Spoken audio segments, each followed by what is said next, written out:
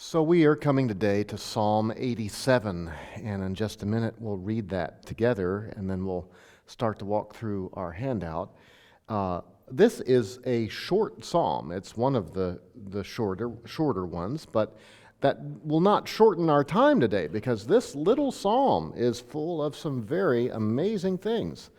I'm going to read at first from a different version today just to give you a little different feel for the wording. I'm reading from the Christian Standard Bible. I'll be teaching later from the New American Standard, but would you follow along with me as we read from Psalm 87? A psalm of the sons of Korah, a song. His foundation is on the holy mountains. The Lord loves the gates of Zion more than all the dwellings of Jacob. Glorious things are said about you, city of God. Selah. I will mention those who know me. Rahab, Babylon, Philistia, Tyre, and Cush.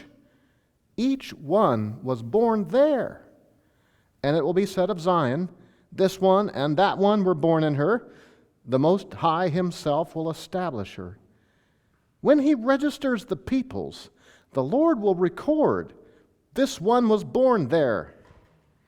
Singers and dancers alike will say, all my springs are in you. Now, this is a challenging psalm. It's short, but you hear that, you read that, and you might think, I'm not sure I know what's happening. So let's talk about what kind of psalm this is to begin with. This is called a song of Zion. This is a song of Zion. That is, the whole song is about Jerusalem and God's place for this. And this song of Zion has what in theology we would call an eschatological vision.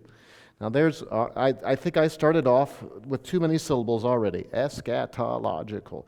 That's a word that means related to the end times.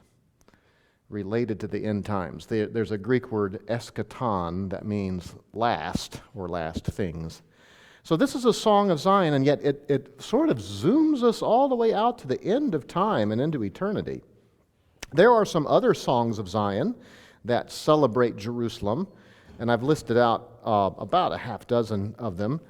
One of the more famous ones is Psalm 46, which is the first one listed there.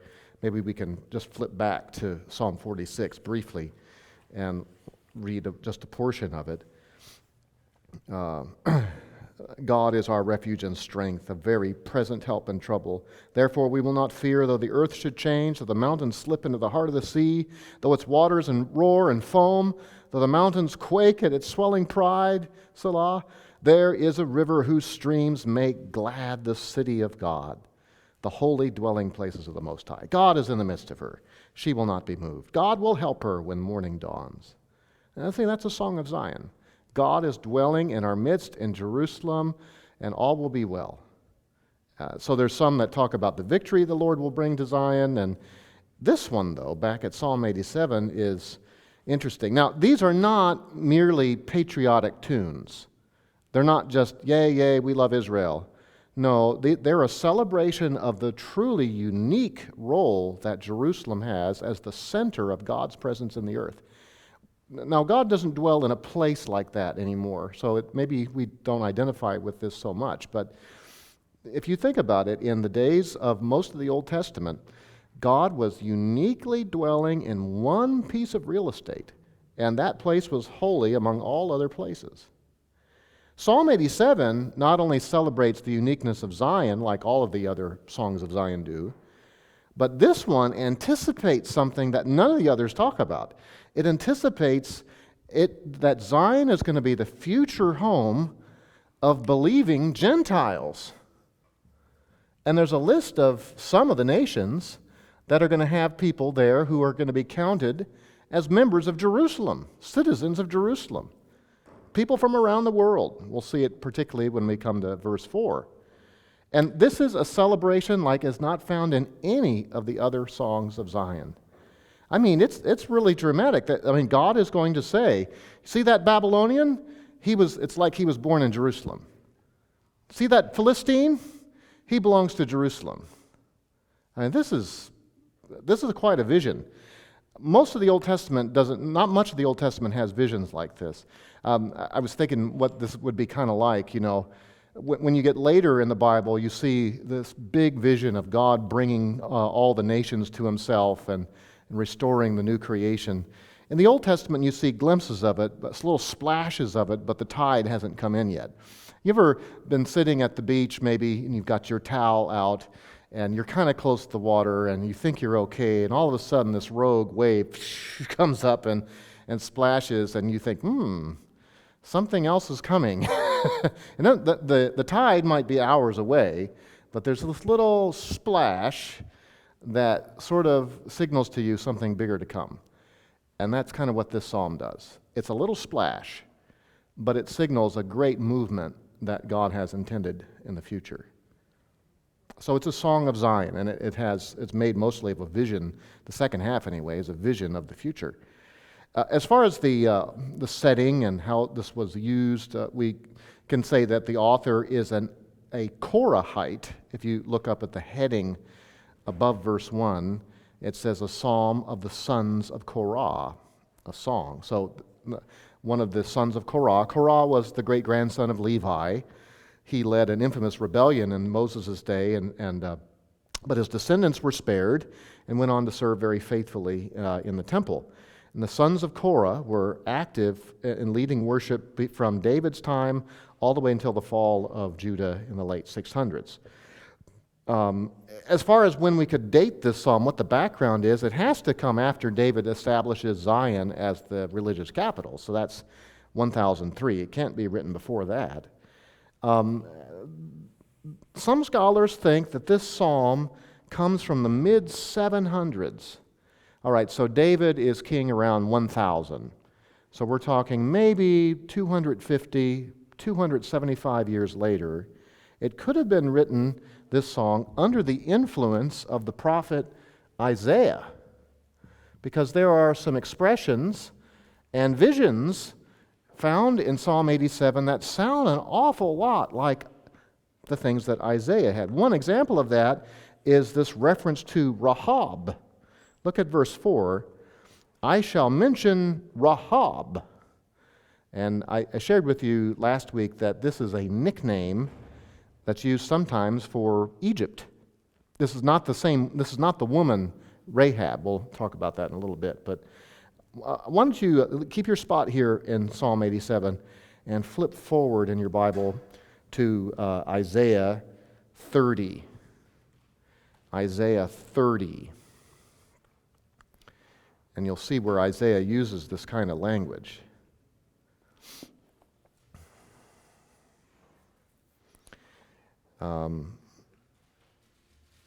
We'll back up to verse 6. The oracle concerning the beasts of the Negev.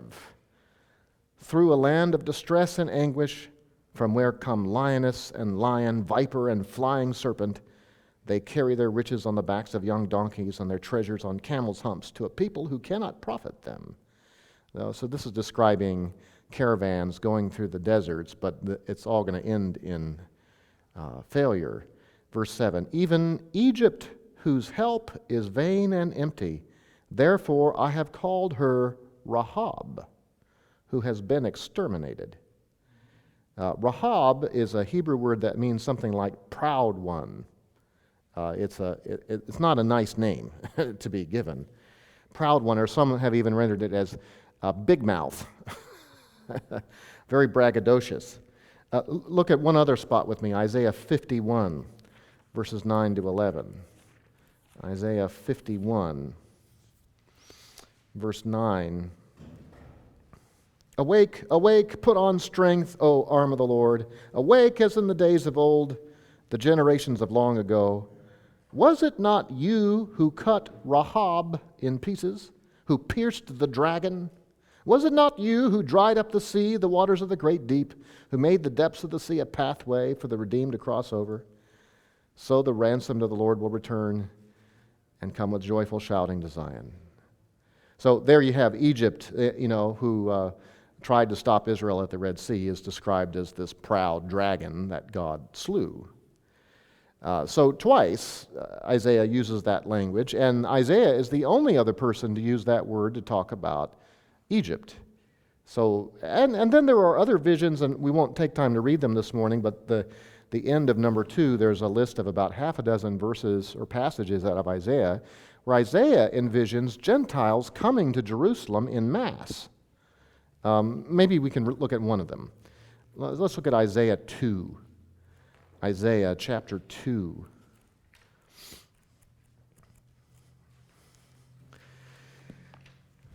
Isaiah 2, verse 1. The word which Isaiah the son of Amoz saw concerning Judah and Jerusalem. Now it will come about that in the last days the mountain of the house of the Lord will be established as the chief of the mountains. It will be raised above the hills, and all the nations will stream to it. And many peoples will come and say, Come, let us go up to the mountain of the Lord, to the house of the God of Jacob, that he may teach us concerning his ways, that we may walk in his paths. For the law will go forth from Zion, and the word of the Lord from Jerusalem. And he shall judge between the nations, and will render decisions for many peoples. For they will hammer their swords into plowshares, and their spears into pruning hooks. Nation will not lift up sword against nation, and never again will they learn war. That vision is similar, isn't it, to what we see back here in Psalm 87 about the nations wanting to be identified with Jerusalem and Jerusalem receiving them. So all that is a hint that maybe the son of Korah who wrote this was active in the days of Isaiah. Maybe he'd been listening to Isaiah's preaching and prophesying and was inspired to write a song to accompany those prophecies. It is interesting as you look at the nations that are mentioned back in Psalm 87, verse 4. There's Rahab, which is Egypt, and there's Babylon, and there's Philistia, and there's Tyre, and there's Ethiopia, but there's no Assyria. That's interesting. And maybe that's because one of the things that Isaiah foresees is that Babylon is going to take over Assyria. And so it may the sense that Assyria that everyone was so worried about for a long time is going to turn out to be something of a nothing. Well, that's a guess, an educated guess, that maybe this psalm comes from the days of Isaiah. All right, turn over your handout to the inside, and we'll talk about a little bit why Psalm, and your note should say Psalm 87, not 97, why Psalm 87 is part of where it's placed. So Psalm 87 is part of Book 3. There are 5 collections of the Psalms, starting from Psalms 1 to 41, and then 42 to 72, and then the third collection is Psalms 73 to 89. And it is interesting that many of these Psalms, this short collection of Psalms, many of them focus on Zion. For instance, and here's a bunch of blanks that we can put in, Psalm 74 is a psalm about the destruction of the temple in Jerusalem, what the Babylonians did in 586. But then Psalm 76 is a psalm about how God's presence abides in Jerusalem, and what a wonderful thing that is, and written at an earlier period. Psalm 78, written apparently back in the days of David or Solomon, to explain how God had chosen Judah and Zion to become the lead place in the nation instead of Ephraim, who had been the oldest of Jacob's sons. Psalm 79 is another psalm about the destruction of Jerusalem and the overthrow of the temple in 586. And then just a number of sessions ago, we looked at Psalm 84.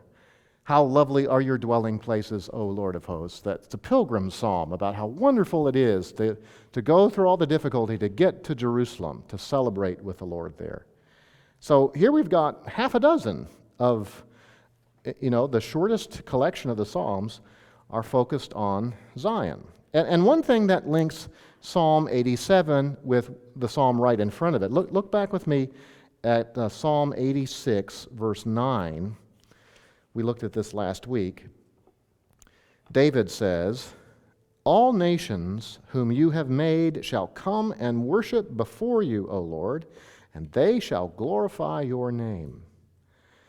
And now Psalm 87 is another vision, an expansion of that kind of idea of nations coming to worship the Lord. Even though these psalms were written perhaps 250 years apart from each other, they've been placed together because, in a way, Psalm 87 explains some of that vision that David had had in Psalm 86, verse 9. Let me make some notes about some unusual things here and edifying things about Psalm 87. The first thing that stands out when you read it is that there are some cryptic lines. Like verse 1, the opening verse, it's not clear at first what he's talking about. I mean, when it says, his foundation is in the holy mountains, and you think to yourself, okay, foundation of what?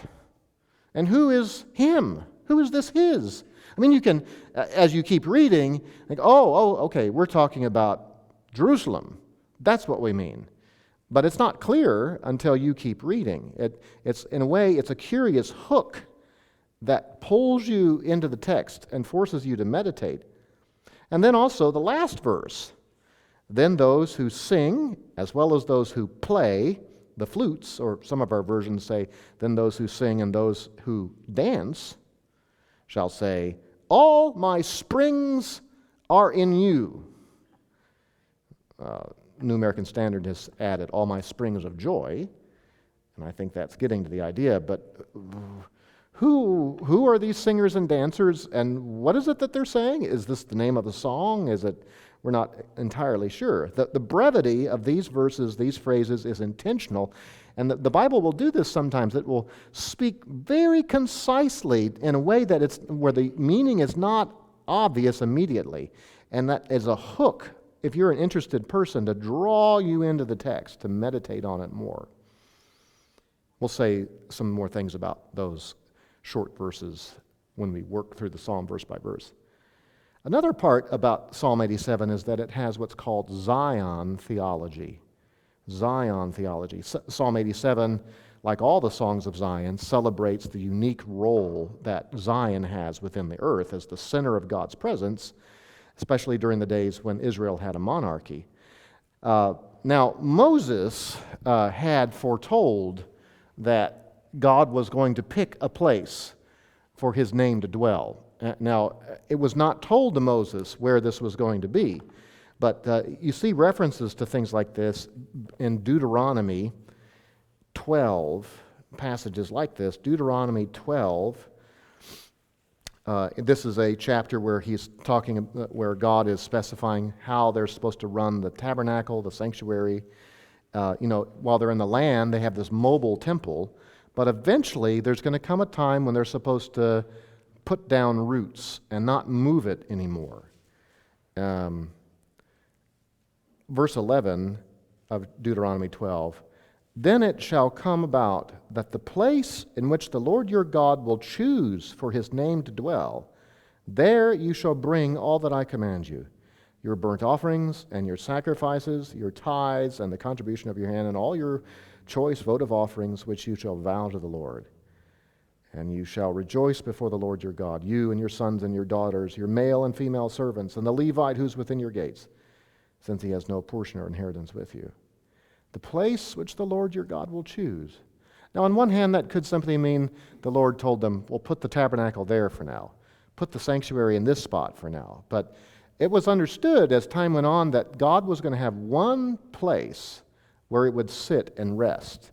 And it's not for 4 centuries that it becomes clear through King David that that place is going to be Jerusalem, the place that the Lord had chosen. God had chosen other places for his tabernacle to rest. There are at least 4 places in Israel that we know the tabernacle was for a while. In the days of Joshua, they set up the tabernacle at Gilgal, near the Jordan River. And in the days of Samuel, when he was a boy, the tabernacle was at the city of Shiloh. And then in the days of Saul, it was at the city of Nob, the place where Saul had all of the priests killed. And then later on, before the temple is built, it seems that the tabernacle is at Gibeon. But of all those places, and it was good for the ark to be in those places, but Zion was God's supreme choice.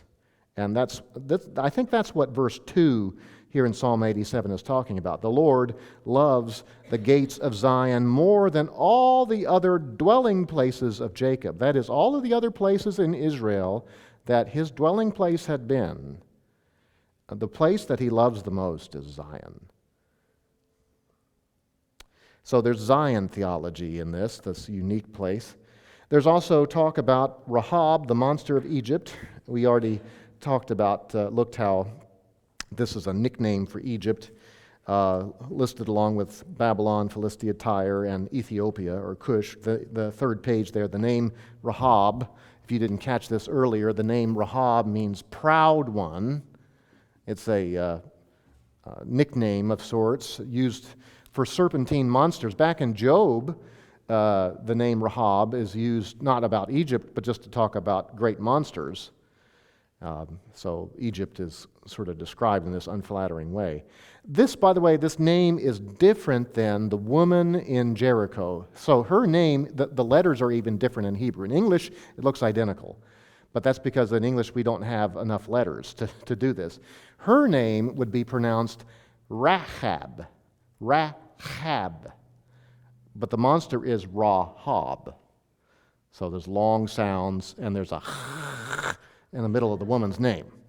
So to a Hebrew person, they wouldn't be confused at all. But we poor Gentiles don't know what's going on. And we already mentioned how Isaiah uses Rahab as a nickname for Egypt. We looked at some of those passages. Another fascinating thing about Psalm 87, there is this amazing inclusion of Gentiles. This is perhaps the most striking point. This psalm goes beyond any other Old Testament prophecy in talking about the unique place the Gentiles are going to have in God's presence.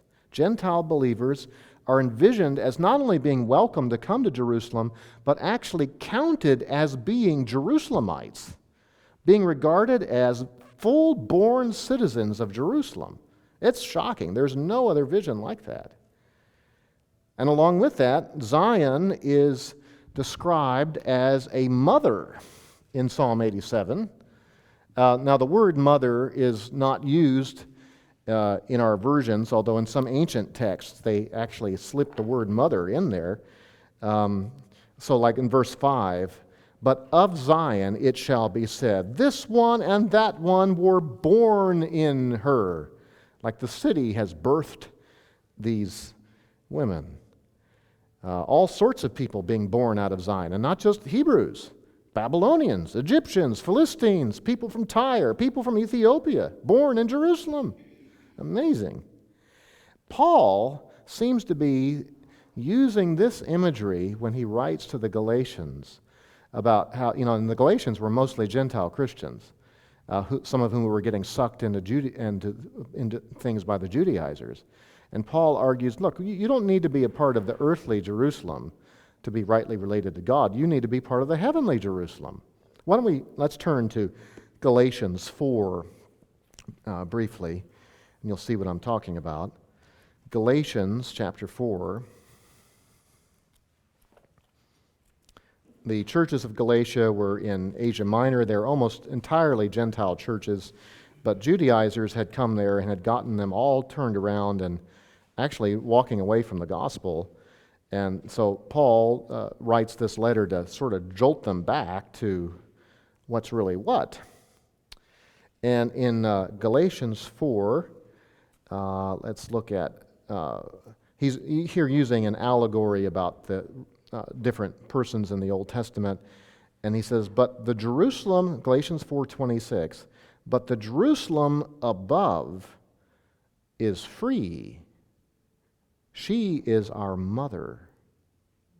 He's talking about what we might call the New Jerusalem, the abode of God in heaven. Now, down here on earth, the Jerusalem of our day, Paul says, they're full of unbelievers.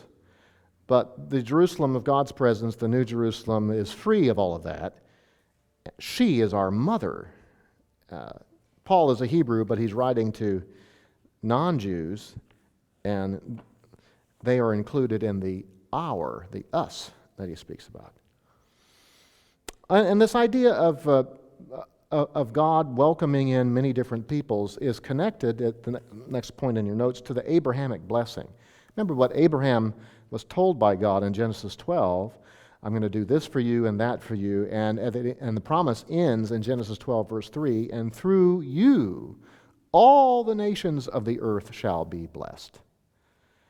And it's not unpacked what that means there, but as you go throughout the Old Testament and into the New Testament, we see the fullness of what is meant by that.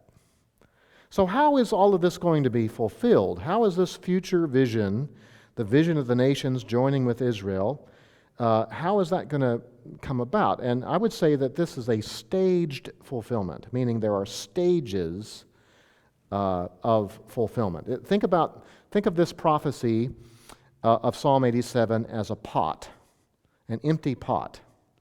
And one series of things comes along and fills it up a little. And another event comes and fills it up some more. And another thing comes and fills it up even more. And then finally it's fulfilled at the last stage. So how would this vision in some way be fulfilled? Well, in the Old Testament, there were people called proselytes. These were Gentiles who wanted to worship the God of Israel. They wanted to become Jews. And so there were rituals that an Old Testament Gentile could go through to be counted a Jew. Now, you could be a God-fearer and not convert. That is, you could stay a Philistine and go to the courtyard of the temple and pray and say, I worship Yahweh alone. But there were methods for you to fully convert and to be considered a Jew. And usually that entailed becoming circumcised if you were a man. So proselytes coming to the Lord, fully converting, would fulfill this in part, but this certainly doesn't exhaust all of that imagery. We could say that New Testament Christians, Gentiles in particular, we become registered as citizens of the New Jerusalem. We have Jerusalem above as our mother. We're not gathered together now all in one place, as this psalm envisions, but there's a sense of direction here. And in the millennium, as Isaiah foresees and the other prophets, there will be Gentiles and Jews worshiping together in the presence of God's Son. And yet, even the millennium doesn't fully satisfy what this vision is about, because in the millennium, the nations still have their boundaries. You know, those people, they still live there. They may come to Jerusalem, but they still live over there. So it seems that this prophecy reaches its final point in what we call the eternal state. The eternal state. Where in the New Jerusalem, there's no distinction between Jew or Gentile at all, and Jews and Gentiles forever live together, counted as one people. One other thing I'll say before we walk through the psalm verse by verse is that there is a hymn that is based off of this psalm, and maybe you recognized it in verse 3, where it says, glorious things are spoken of you, O city of God. I wrote the answer. I was going to say, what's the name of the hymn? It's there in your handout, so it's not a very good question. Glorious things of thee are spoken. This is written by John Newton. Glorious things of thee are spoken, Zion, city of our God. He whose word cannot be broken formed thee for his own abode. On the rock of ages founded, what can shake thy sure repose? With salvation's walls surrounded, thou mayst smile at all thy foes. And there he's looking at verse 5 where it says, the Most High himself will establish her. And verse 2, see the streams of living water springing from eternal love. Well, supply thy sons and daughters, and all fear of want remove. This seems to be talking about the final verse. All of my springs, all of my fountains are in you. And then he goes on, and the remainder of the psalm, he makes up a lot of things that aren't in the psalm. But at the last stanza, Savior, since of Zion's city I through grace a member am, let the world deride me or pity, I will glory in thy name. Fading is the world's best pleasure, all its boasted pomp and show. Solid joys and lasting treasures, none but Zion's children know. That's great. Well, let's walk our way through the psalm verse by verse. We'll use the visual outline chart that's on the back of your handout. There's a purpose statement up at the top that, and I see a typo, it says mediating, but that should say meditating. A little difference between the two. Meditating on the unique role of Zion as God's holy city. The author celebrates its present glories and anticipates a more glorious day when believing Gentiles from around the world will swell its ranks as fully accepted citizens and fellow worshipers. So over on the left side, the green column, we talk about the headings. There are 3 headings. It says a psalm of the sons of Korah, a song. So there's a song type. A psalm is a piece of music intended to have musical instrumentation. That seems to be what that means. And then the authorship, the sons of Korah, the descendants of Levi. And then another song, it says it's a song, meaning this is music intended for public worship. There are 3 movements to this short psalm. The first one, in verses 1 to 3, is a celebration of Zion's uniqueness and greatness. It starts off with attention being drawn to Yahweh's great construction in the holy hills. His foundation is in the holy mountains. And it doesn't tell us what it is, but if you know the Old Testament, you're right away cued in. He's talking about around Jerusalem. Jerusalem itself sits on 3 hills, and the Temple Mount is on one of those 3. And then surrounding Jerusalem are other larger hills. All of these are regarded as sacred, although the most holy is the place where the sanctuary itself is. And God has founded something there. God made the hills, of course, but in his providence, he had brought the sanctuary to that spot, the very temple. It's as if God himself had made it, even though it was through the workers of Solomon who had constructed it. It was God's doing that it was there. In verse 2, there's a declaration of Yahweh's favor of Zion as the supreme sanctuary site. The Lord loves the gates of Zion more than all the other dwelling places of Jacob. The gates here, of course, every city had large gates, and the bigger cities had magnificent gates. It's not so much about the hardware that God is impressed with, but the city as a whole and the people who dwell there. People pass through the gates and conduct their business and those sorts of things. And God had especially set his love on that place as opposed to all of the other places in Jacob or Israel where the sanctuary had been, whether it was Gilgal or Shiloh or Nob or Gibeon. Those were all proper places, but this place was especially chosen of God. And then in verse 3, there's an acclamation of Zion's glorious significance. Glorious things are spoken of you, O city of God. Oh, yes, they are. We already looked at a list of over 6 psalms that talk about the glorious things of Zion. Zion is a place of celebration. Like some of the pilgrim psalms, the psalmist will say, I think it's Psalm 122, our feet are standing within your gates, O Jerusalem. The idea being how great it is to be here, the place where God's presence dwells. So verses 1 to 3, which then end with the word Selah, some sort of a musical notation, probably signaling a pause, celebrates the way Jerusalem is, the way it was in the author's day. The vision of the future starts in verses 4 through 6. The vision of Zion's future inclusion of Gentiles. And each of these verses 4, 5, and 6, end a similar way. Would you look with me briefly at the end of verse 4? The end of verse 4. This one was born there. And look at the middle of verse 5. This one and that one were born in her. And then the end of verse 6. This one was born there. So 3 verses that are kind of beating the same drum to a little bit different rhythm. Verse 4 is about Yahweh's inclusion of Gentiles as though they were free-born citizens. And look at the nations. So it's the Lord speaking in verse 4. God is speaking. I shall mention Rahab, that dirty, rotten, good-for-nothing Egypt, and Babylon, who is going to be dirty, rotten, terrible, going to destroy the Israelites one day, among those who know me.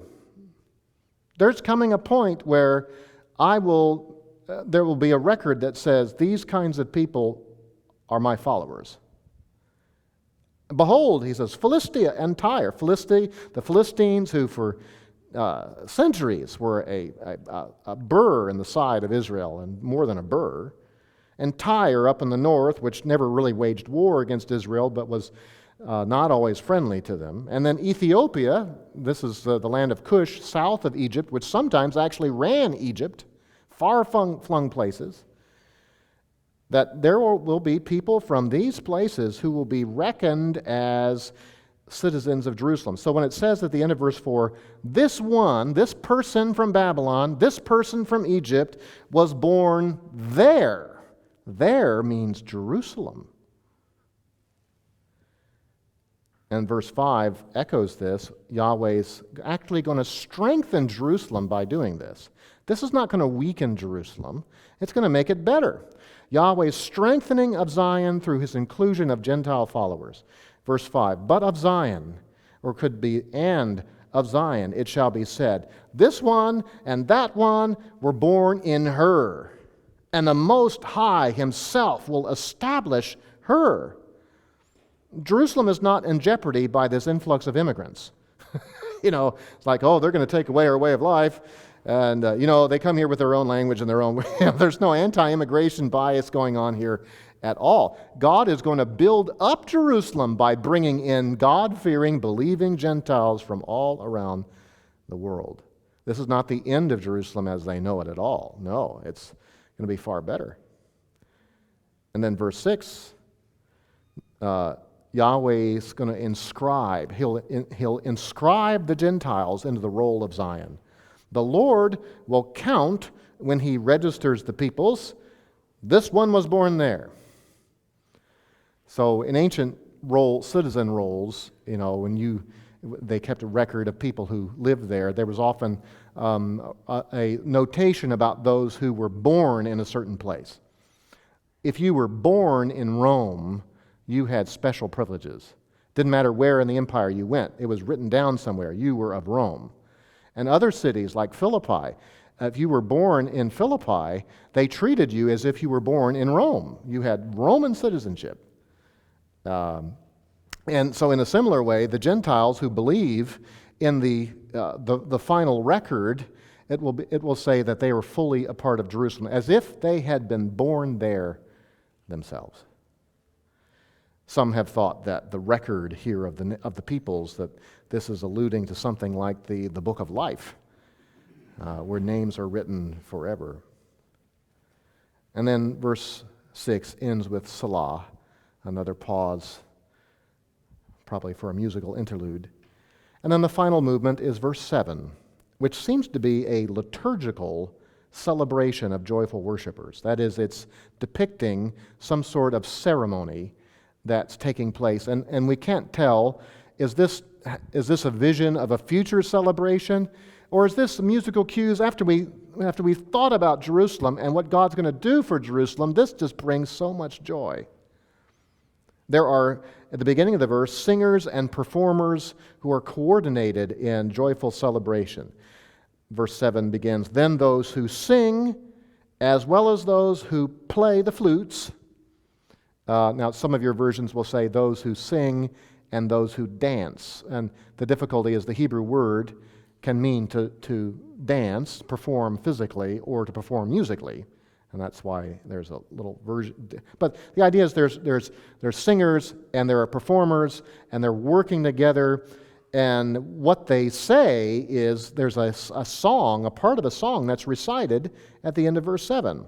There's a recitation of a song of Zion, because Zion is the fountain of everyone's joy. All my springs of joy are in you. Jerusalem was a unique capital city in ancient days. Most capital cities were built on riversides. That was true of the capitals of Egypt. It was true of Babylon, true of Nineveh, true of Rome, Athens. Those are all built on big waterways, but not Jerusalem. Jerusalem's pretty dry.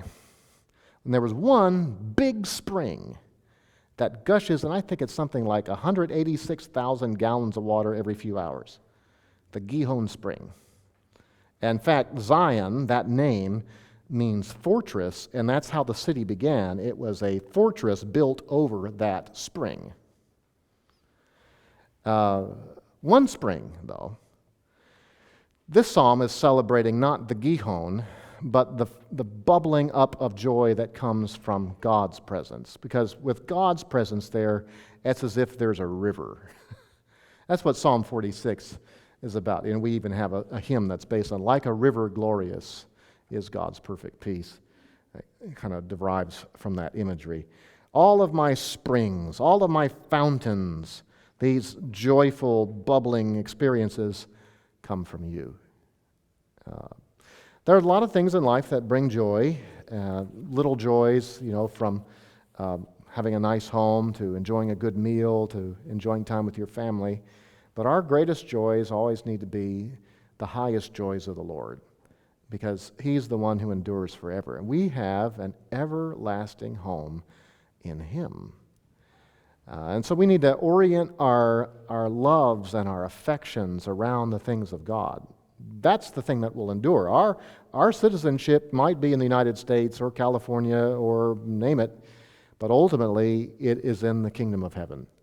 And our life down here needs to revolve around the life which is to come. The Lord help us to keep our eyes fixed on this great prize. Lord, we thank you for the time in this little psalm. It is not little in significance. It is full of beautiful things. Thank you, Lord, for bringing us into your presence, making us a part of your people, a part of your kingdom plan, giving us the hope of heaven and everlasting life. Thank you for writing our names in the Lamb's book of life. And included with that is our being registered forever as residents of the New Jerusalem, which will come from heaven one day when your Son comes. In Jesus' wonderful name we pray. Amen.